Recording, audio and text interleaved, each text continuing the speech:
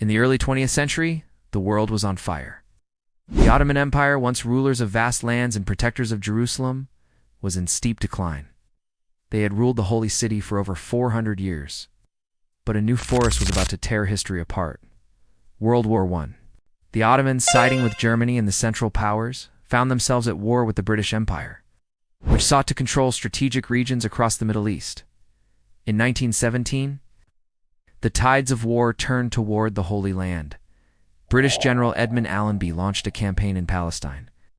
Ottoman defenses crumbled under British force in Arab revolts, and on December 9, 1917, for the first time in centuries, a Christian army entered Jerusalem, not with conquest, but with caution. Allenby dismounted from his horse and walked through the Jaffa Gate, saying the city was too holy to be entered on horseback.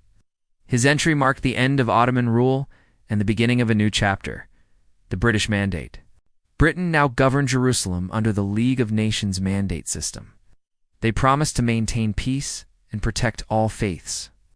But they also carried a controversial promise, one made in the Balfour Declaration of 1917. Britain supported the idea of establishing a national home for the Jewish people in Palestine. Too many Zionist Jews? This was a long-awaited hope. Centuries of exile and persecution had planted a dream, a return to the land of their ancestors. Waves of Jewish immigration began, land was purchased, communities were built. But for the Arab population, this promise felt like betrayal. They had lived in the land for generations and feared displacement. Tensions rose, protests turned into riots, trust between Jews and Arabs began to fracture. The British, caught in the middle, tried to maintain order, but their policies were often inconsistent, supporting Jewish immigration while trying to calm Arab resistance. By the 1930s, the Holy City was no longer just sacred, it was explosive. Jerusalem became a battleground of nationalism, identity, and colonial legacy.